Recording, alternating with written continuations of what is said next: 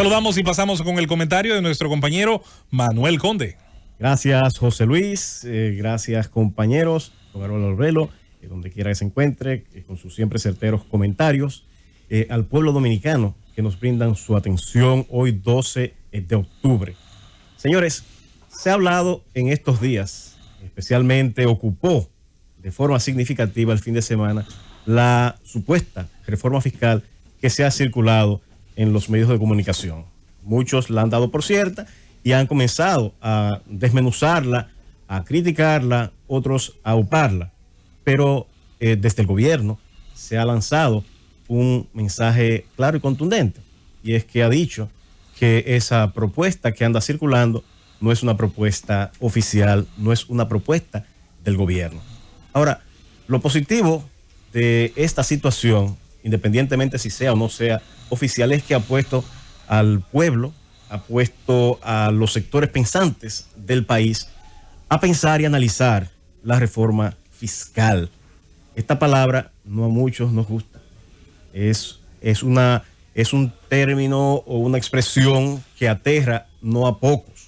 Muchos porque simple y sencillamente entienden que los recursos que se recaudan no se le da un destino adecuado. Otros porque prefieren ellos administrar los recursos que no pagan o que dejan de pagar al fisco, entendiendo que son mejores administradores que el Estado. Sea cual sea su posición con relación al pago de impuestos, lo cierto es que hay que pagar impuestos.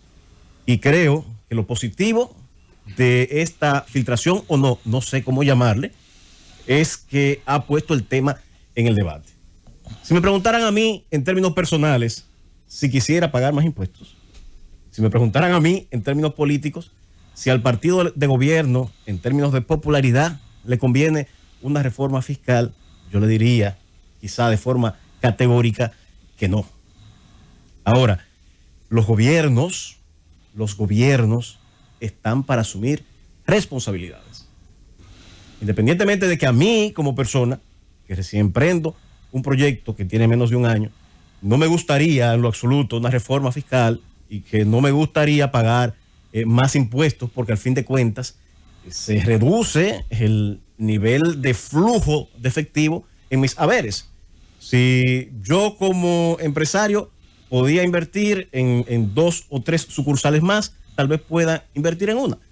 O si tenía la intención, como trabajador, como empleado, de irme de vacaciones por 20, 30 días fuera del país, tal vez solo me pueda ir 14.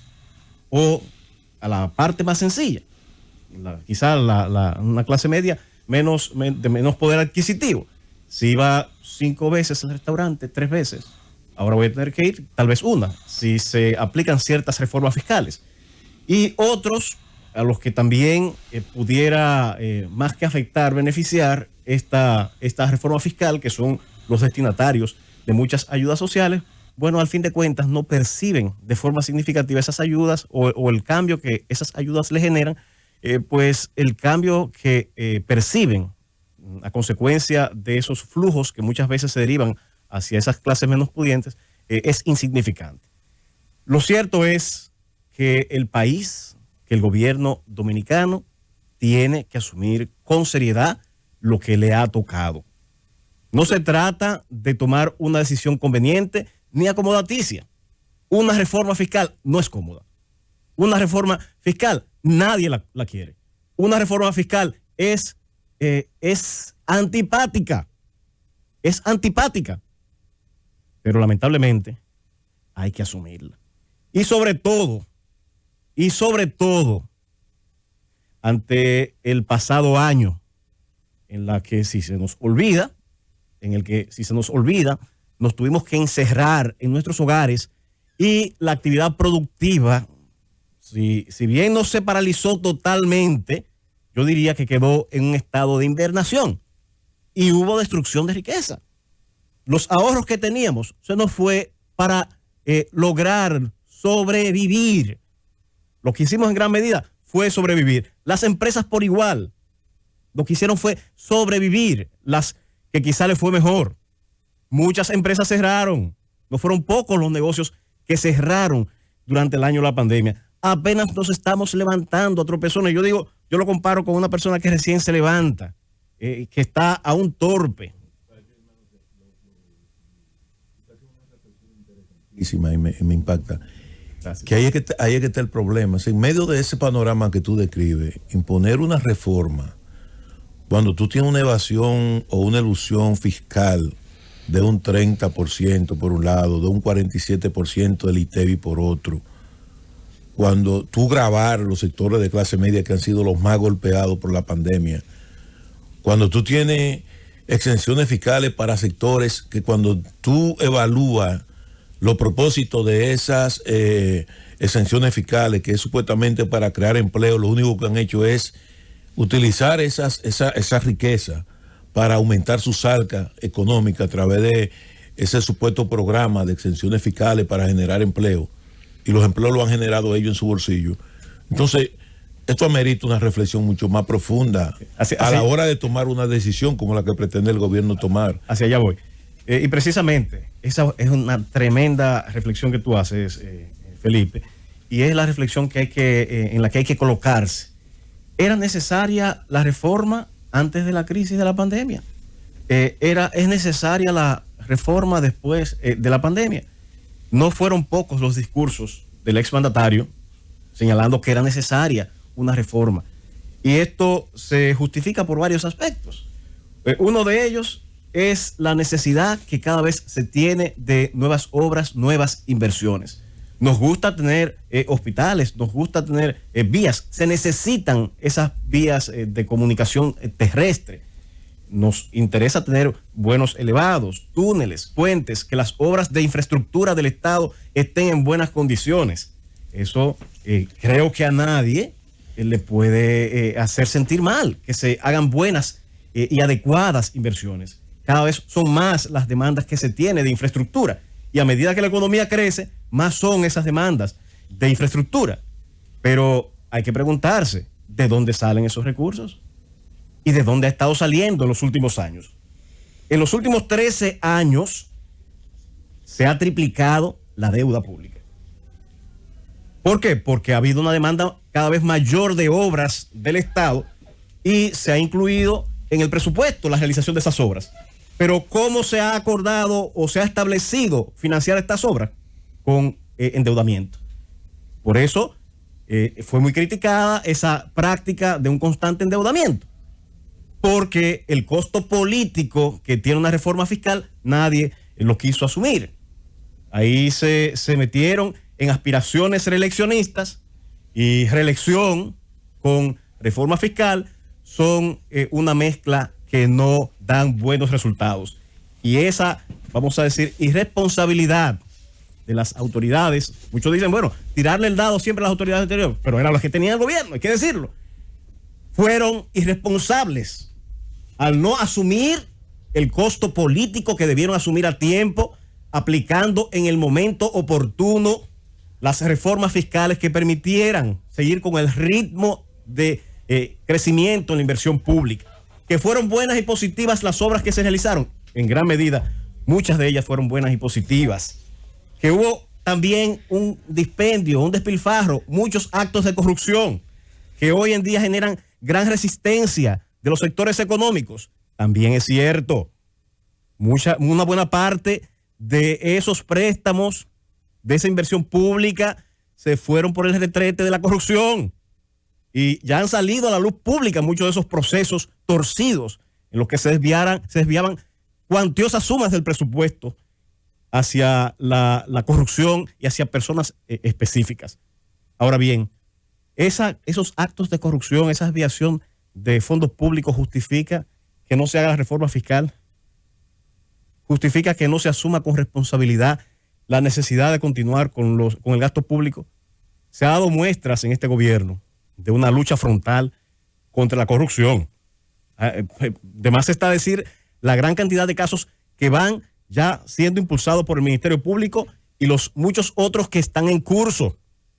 Y las muestras que ha dado el presidente de una administración escrupulosa como presidente de la República, de los fondos públicos. De manera que aquí las críticas irresponsables que muchas veces se lanzan en contra de una reforma fiscal hay que mirarla con mucha objetividad, hay que mirarla con mucho criterio. Del presupuesto nacional, según los datos que he podido verificar, se dedican aproximadamente un 32% del presupuesto nacional al pago de intereses de la deuda pública. Esto es, se ha casi duplicado comparado desde el 2008 a la actualidad. En el 2008, el porcentaje destinado al pago de esos intereses era de 17.7. Al día de hoy es 32.7. ¿Qué quiere decir? Que ese dinero que pudiera estarse dedicando a obras del Estado o a cualquier gasto necesario para cubrir las necesidades del Estado dominicano, del gobierno dominicano, se están destinando al pago de intereses de deuda. En otro orden, hay que decir que desde antes de la pandemia ya se justificaba una reforma fiscal.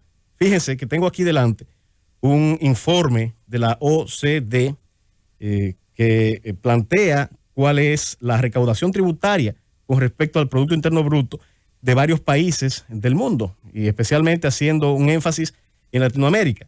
Y para no cansarlos, por ejemplo, la media en América Latina es de 22.9. 22.9. Países más pequeños que el nuestro, inclusive como es el caso de Costa Rica, tienen una recaudación mucho mayor que el nuestra, casi el doble. Por ejemplo, 23.6 tiene Costa Rica.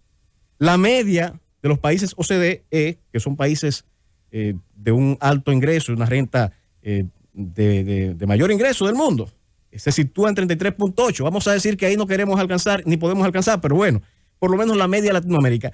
En República Dominicana, en esta lista, es uno de los países que menos recaudación tiene, con un 13.5%. Tan solo este análisis de este cuadro que tengo aquí delante, hecho por especialistas, en gran medida justifica la necesidad de ejercer mayor presión en la recaudación. Ahora bien, ya para concluir nuestro comentario, ¿quién paga los platos rotos? Es la gran pregunta. ¿Quién debe asumir esa reforma? Y entonces aquí es que cada quien dice que sí, que es necesaria, que debe hacerse, que hay que asumirlo con responsabilidad, porque ahí están las calificadoras internacionales al acecho por si incumplimos con nuestras obligaciones de pago de las deudas internacionales, rebajando nuestra calificación si no cumplimos, y eso genera así una alarma. Y dice a esos sectores, sí, hay que hacer una reforma fiscal, pero yo no quiero pagarla. Y de ahí es que se requiere en nuestro país una gran responsabilidad. Se requiere de las autoridades la suficiente madurez para no seguirle cargando todo el dado a la clase media. Hay un rango de los segmentos económicos más poderosos que a través de las offshore se mantienen libres de la tributación.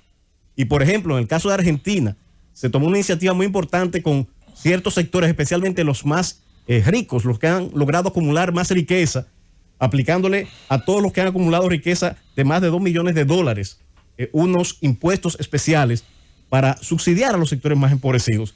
De manera que aquí lo que debe servir esta puesta en circulación de una supuesta o real reforma fiscal es que entendamos todos que aunque no la queramos, va a haber que asumirla. Y que al gobierno, al momento de presentarla, debe tratar de ser equilibrado y debe tratar de cargar a aquellos que tengan mayores ingresos para evitar situaciones lamentables de ruptura del orden institucional y que se generen reclamos callejeros como ocurrió recientemente con la reforma propuesta en Colombia. Llévatelo, Cundo.